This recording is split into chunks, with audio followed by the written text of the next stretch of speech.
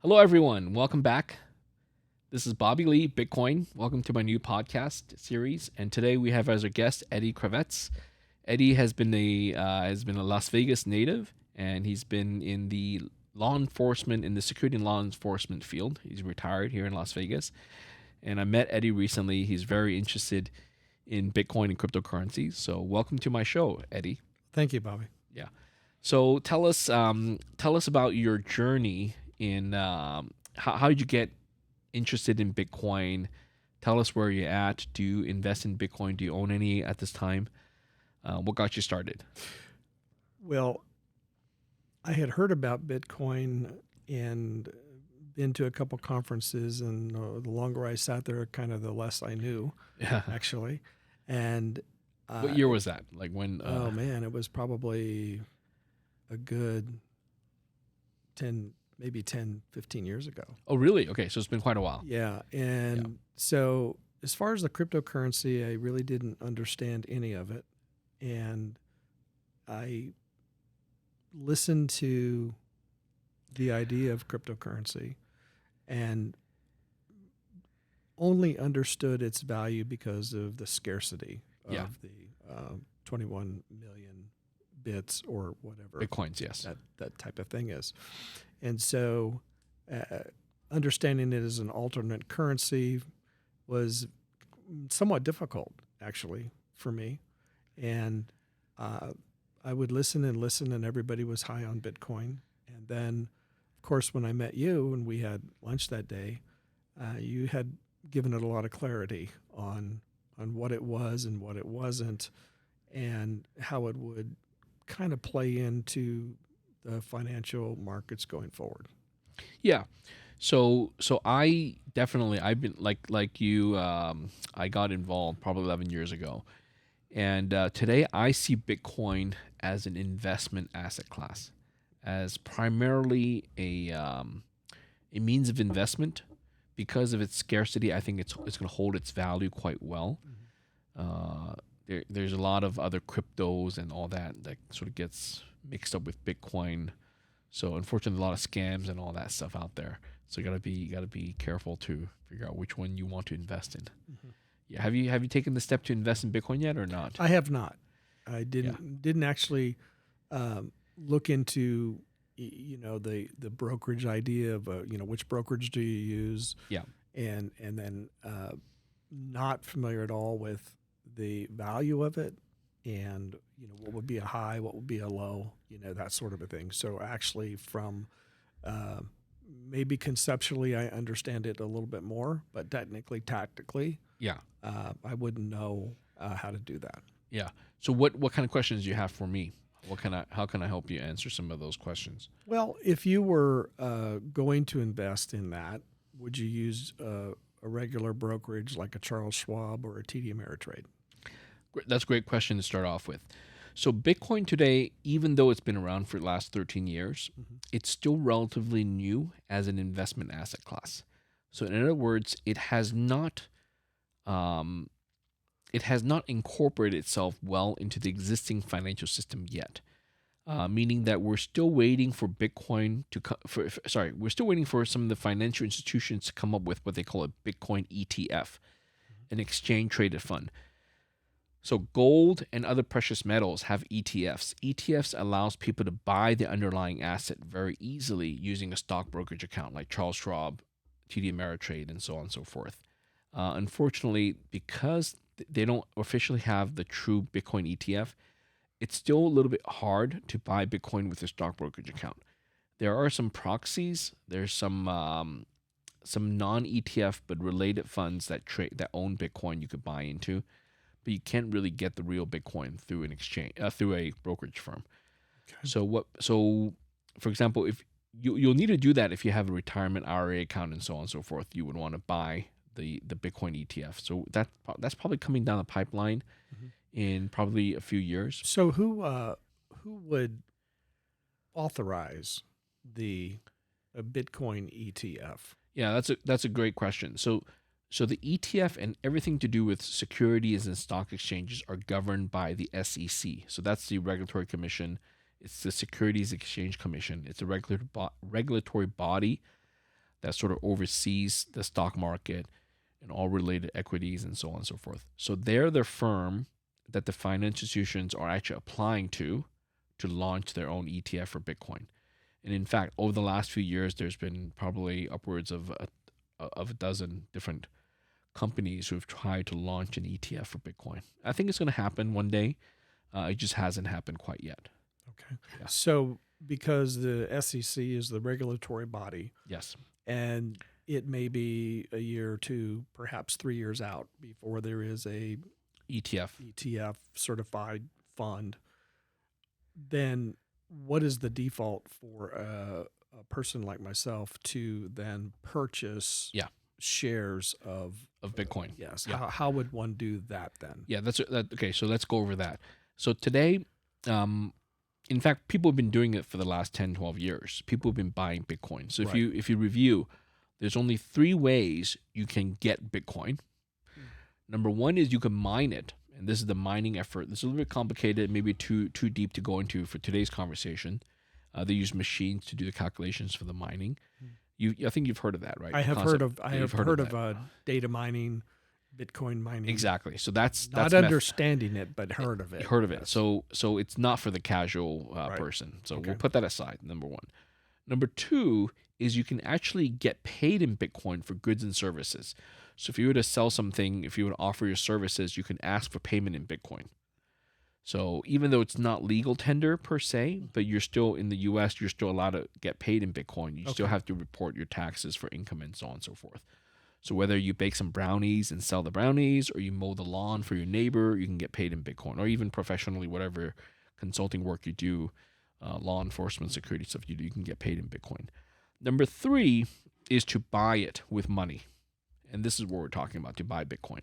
So over the last 10 years, the most direct way is to go buy it on an exchange. An exchange is a platform. They would have a website. It's an online company, would have a website.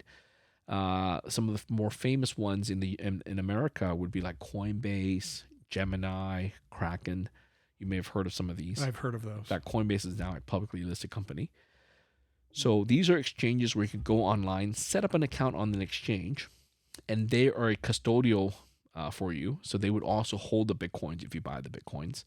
And then by setting up the account, you log on and you would fund your account with money, with US dollars, bring it from your checking account, bring it from your bank savings account. And from that, you would then convert it by the Bitcoin.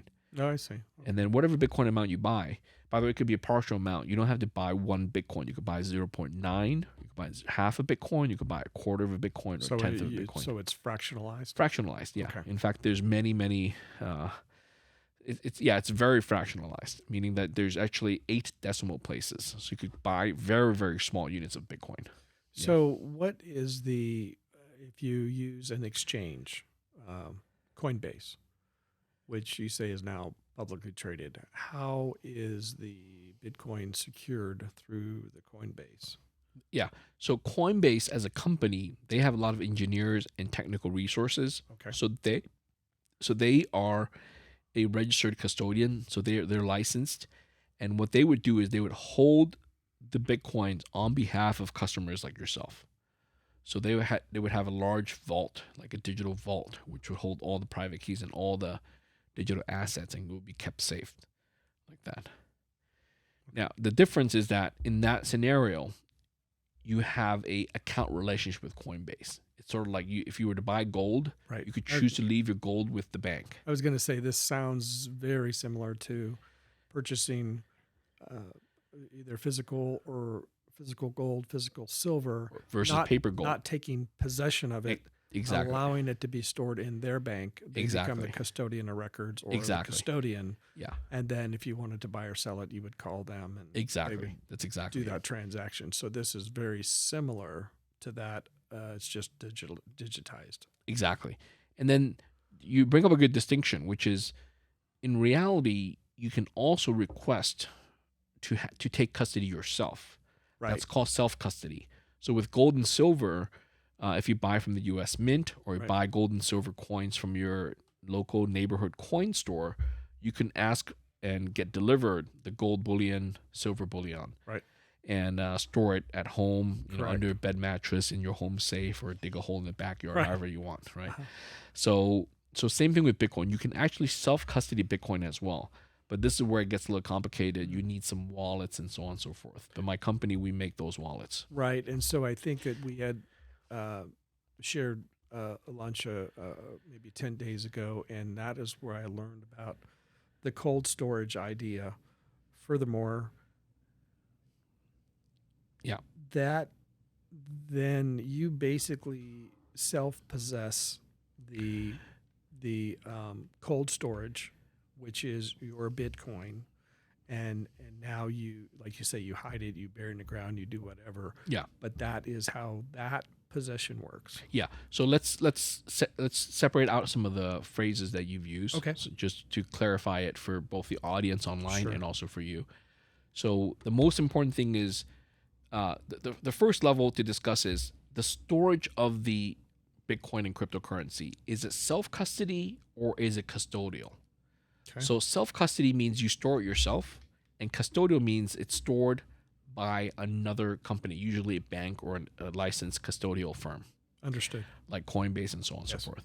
So unfortunately, today in Bitcoin and cryptocurrency, the vast majority of people still rely on custodial services to store their crypto. Okay. And that's just been the way, historically, it's been the way, it's been easy for the last 10, 12 years. Okay.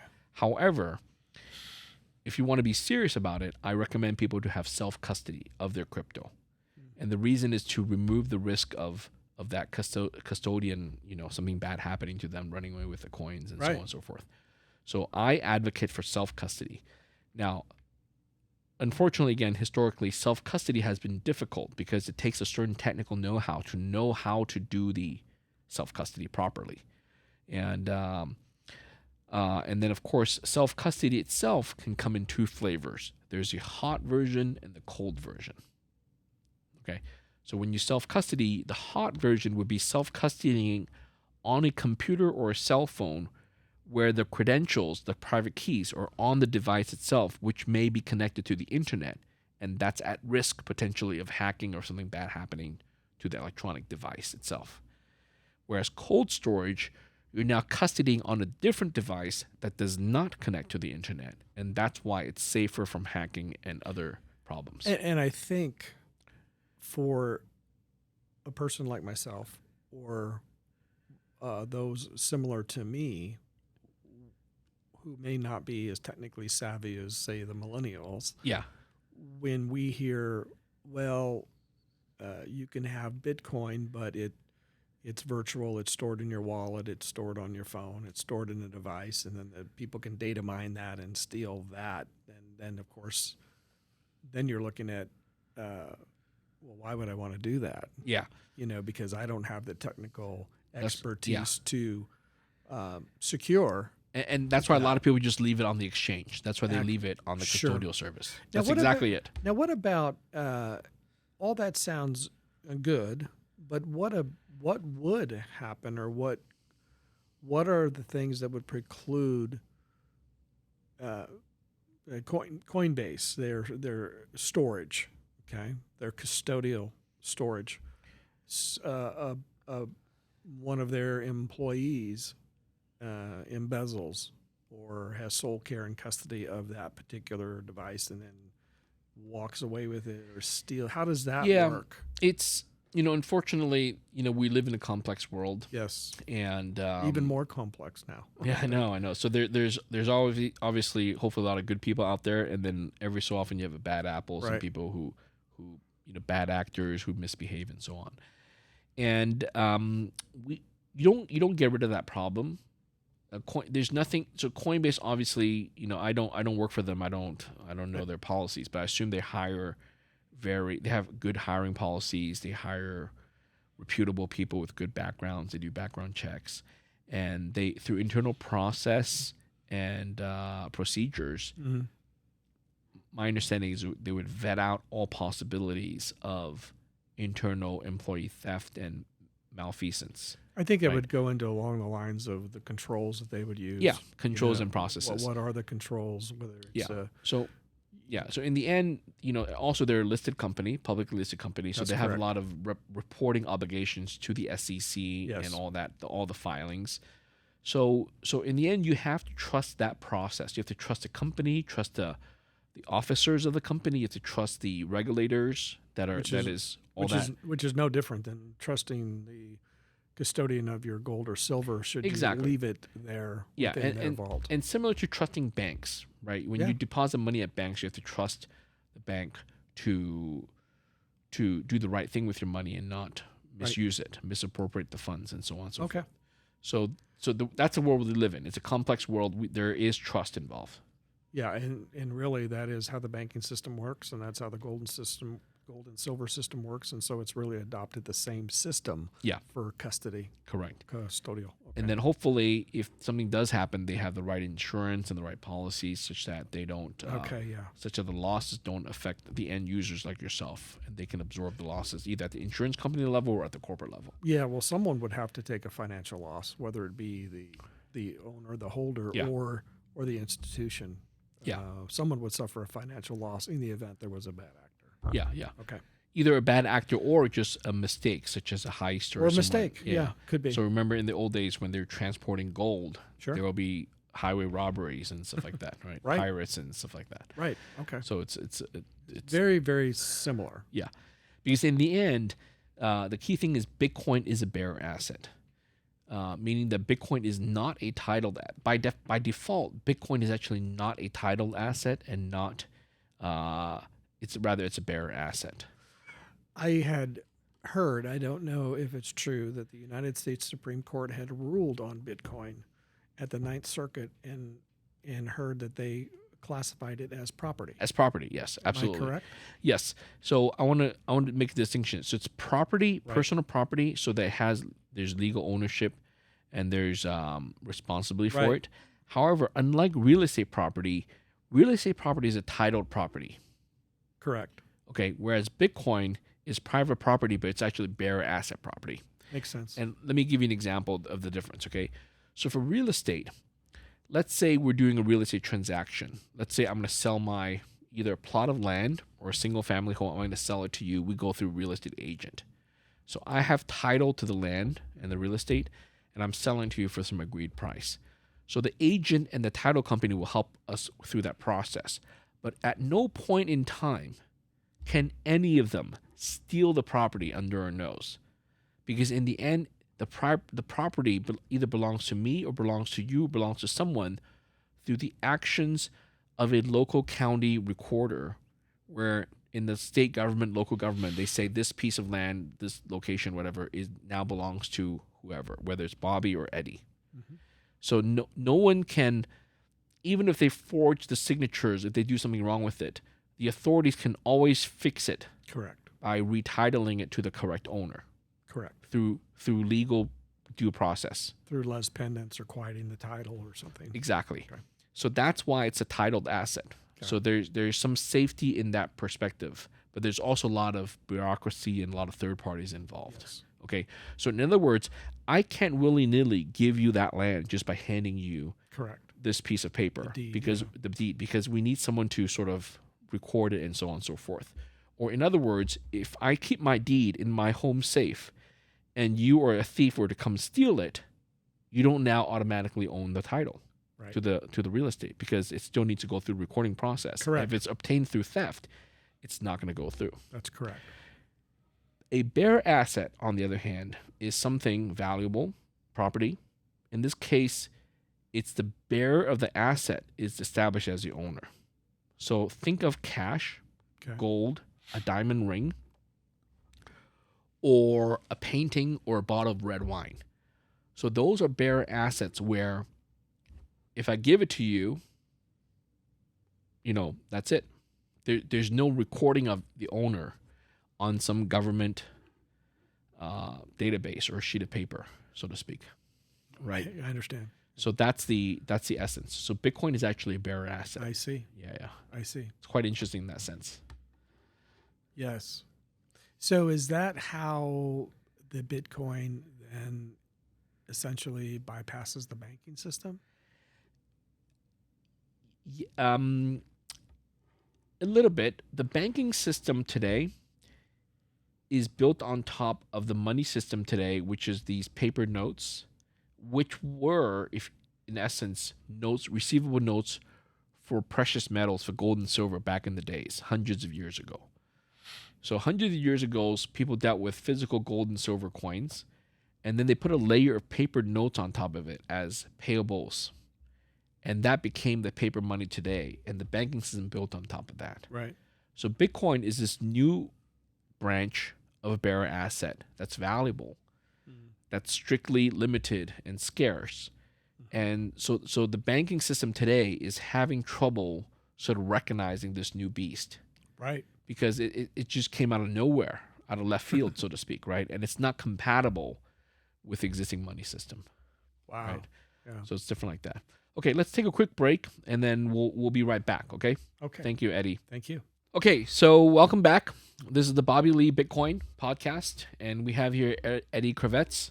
So thank you again for being on the show.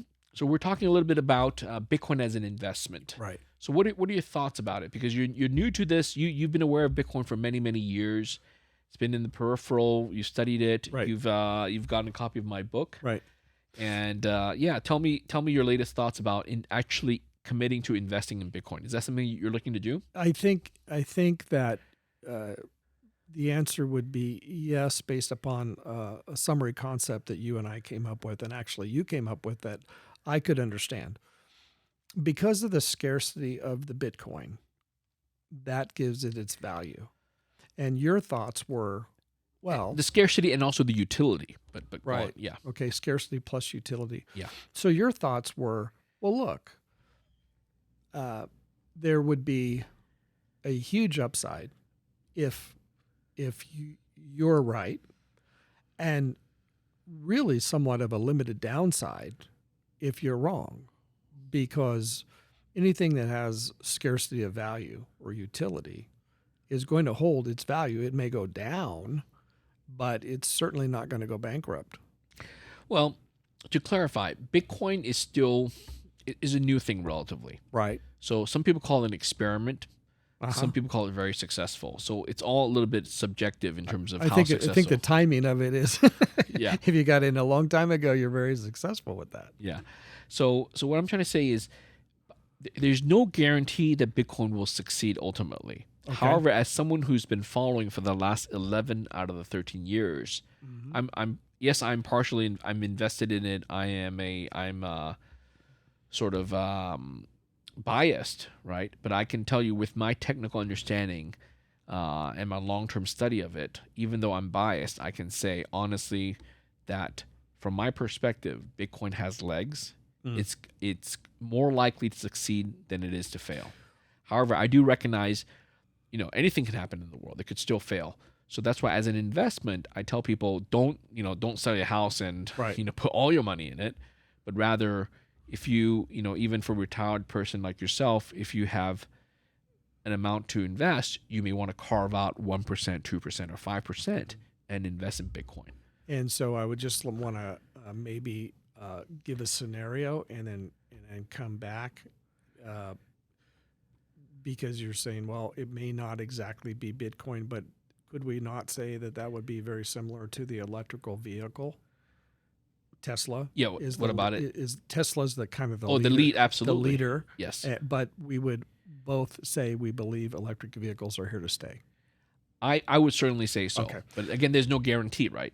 Right. Yes. But I would make that prediction It's myself. kind of the same. It's kind of the same. Okay, Yeah. I so- put my money where my mouth is. Okay. Yeah, so yeah. so that kind of is helpful. Yeah. And You're actually very right. I see myself as a futurist, as someone who can see technology trends.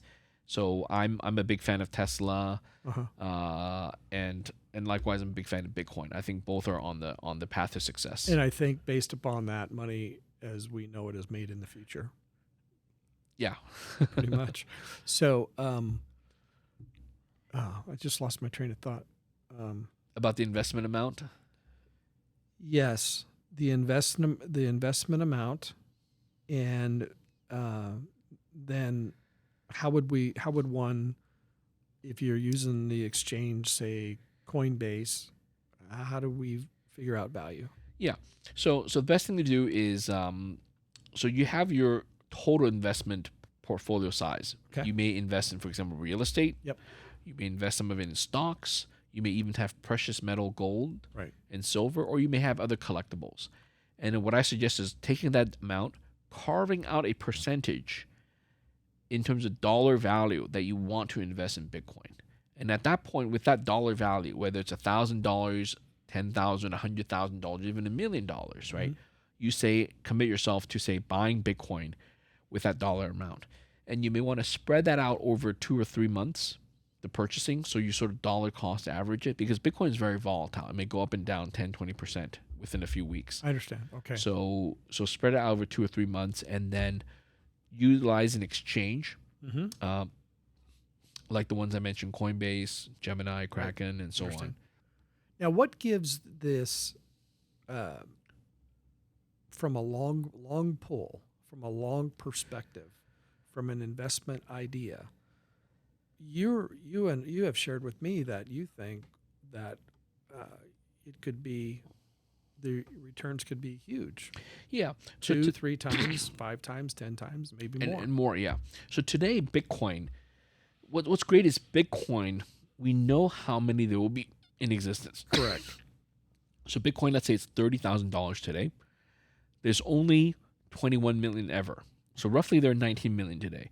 This means that today, all of Bitcoin value is about $600 billion. I didn't know that. Yeah, so you just do the math. You do $30,000 times 19 million Bitcoins in existence, and that's about 600 billion, less than $600 billion. Okay. And $600 billion is a lot of money for someone like you and me. Absolutely. For an individual, right? Yeah. It rivals some of the largest companies in the stock market. Yes. However, as a global international asset class, $600 billion is actually a small amount. So you look at all the gold in existence, it's something like 20 trillion. You look at all the silver, you look at all the platinum or all the aluminum or the steel or the diamonds, right? You look at all the artwork, all the real estate, all of the stocks in existence. They're in the hundreds of trillions of dollars. The global real estate market is probably in the $150 to $200 trillion. So meaning you take every piece of land, every property, you add it all up, don't double count anything. For all the cities, all the countries in the world, you add it all up. It's probably in the hundreds of trillions of dollars, in the $150 to $200 trillion range. And same for the stock market. You take every single listed company in all the stock markets, the US, Germany, Japan, France, London, whatever. You add it all up, it's probably in the $200 trillion range. Okay. So I believe that Bitcoin has a place in the global economy. I think it would rival that, eventually surpassing 50 trillion, eventually going to 100 or even more trillion. And this is especially true if we expand the printing of money, where money is debased, where there's more inflation. Right? So all the numbers I gave you, the value of gold, real estate, stock, and all that, is based on today's money supply. If we continue printing money very fast, the US dollars, the euros, the Canadian dollar, the Japanese yen, the Chinese renminbi, if we keep inflating money in the world the next 5, 10, 20 years. By the way, do you believe that's going to happen? More money will be printed? Oh, yes. Right, it might even happen faster than before. So that happens. All of these hundreds of trillions of dollars will become in the thousands of trillions of dollars, in the quadrillions, right? So the question is, in that perspective, 600 billion is really just nothing. That's nothing. Right? So think about this way, just think simple math. From 600 billion to 6 trillion, that's 10x. Okay. And then from 6 trillion to 60 trillion, that's 100x. Gotcha. So if all of Bitcoin goes to 60 trillion, right, it will have surpassed the value of all the gold, but it's gone up 100 times. But by then, gold is at 20 trillion. But by then, gold may go up to 100 trillion. So gold's going to also go up. Silver, all these things will go up because money's just being inflated out. And that's why I think Bitcoin is a hedge against sort of massive inflation that might be coming up. Wow. Okay. Yeah. Well, that It's pretty mind-boggling when you think about the way you just put that almost, in a summary statement. Yeah. I don't think I've ever quite thought in that concept. Yeah. Ever. So that's very interesting. Yeah. And that makes sense to me. Yeah. So that's why, pay attention to your investments. Sure. Your real estate value will go up in the case of the rising inflation. Hard assets like real estate, gold, those will go up. But things like debt instruments like bonds, those will go down. So it's important to realize that in a rising interest environment. Very good. Yeah. Thank you for clarifying that. That's pretty interesting. Yeah. So that's where you would get your 100 times or 200 times the value of what it is now. Yeah. So there's no guarantee, but that's No. I think based on that simple math I just showed you, I think it's in the realm of possibility. Yeah. I do too. Yeah. I do too. So get started. Okay. Well, you've been very, very helpful, and I Yes. want to thank you for that. And All I right. think that there's a lot of Eddies out there who really just didn't know a lot about it. Yeah. And so thank you for the education. Sure. Thank you. Well, thank you for being on the show, Eddie. Okay. So once again, this is Bobby Lee Bitcoin. Thanks for joining my podcast, and see you all next time. Bitcoin to the moon. Thank you. Okay. Bye-bye. All right.